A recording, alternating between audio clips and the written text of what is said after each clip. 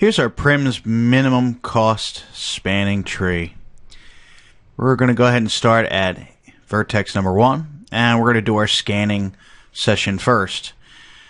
We'll have our neighbors of 0, 2, 6, and 3. So we go from the 0. We're going to go ahead and update that. Notice, by the way, again, with the starting vertice, I make the known to true so we don't go back. I'm going to update the cost for 0. Make that 7. Update the cost for 2 is 5. Update the cost for 3 is 6. And update the cost for 6, which is 5. Now, here's where things get interesting. This is going to be a 5. So the next current vertex is going to be selected from the grouping that number 1, they're known as false, and number 2, that they have the lowest cost throughout. And that's going to be vertex 2.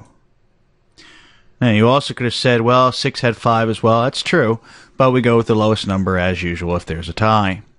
Now, 2 is going to start doing some scanning here. Now, here's the interesting part. We finally have an update pretty quickly. Number 1 is that we started off at 1, but we have a low-cost edge of 1. Now, again, these are immediate costs. These are not added costs. So this is going to change it to 1. So notice now it's set to 1. 1 we've already visited, so we can't do anything else with that. We're going to visit 5. 5's new. We're going to update the value for that. Then update it with 6. And again, the current edge value for that one is 2, so we can reach out a little bit quicker. Now, once that's set to 2, again, we look at the overall costs and see which one is not known or hasn't been current yet and has the lowest cost, which is going to be 0. So at 0, we're going to look at the neighbors 1, 2, and 3. 1's already been solved for, 2's already been solved for, 3 is new, and we're going to update that now. That's going to be a new value of 5. Now, after it is 5, we have to double check to see what is going to be our next current. 0 is going to be already visited, 1, 2 are already visited, so we have a bunch of different numbers, so our next lowest number is going to be 6. From 6, we check 1, 2, and 4. 1's already been visited, 2's already been visited, 4's a new one. We're going to set that to 7. And then we'll check again with our list again.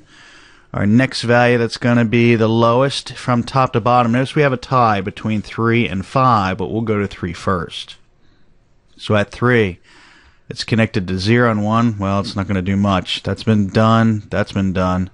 After checking both dones, there's nothing else more to do, so we'll check the next lowest value in the list, and that's going to be the 5.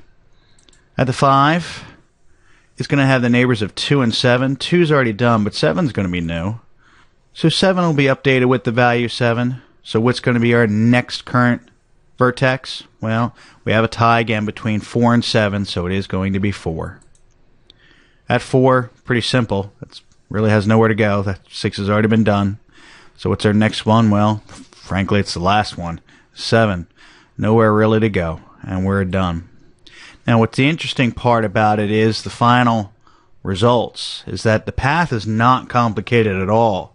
The table stores your starting vertex and your ending vertex. So the segment between 0 and 2 is one part of the minimum spanning tree. Then we have from 2 to 1, from 3 to 0, from 4 to 6, from 5 to 2, from 6 to 2, and a 7 to 5.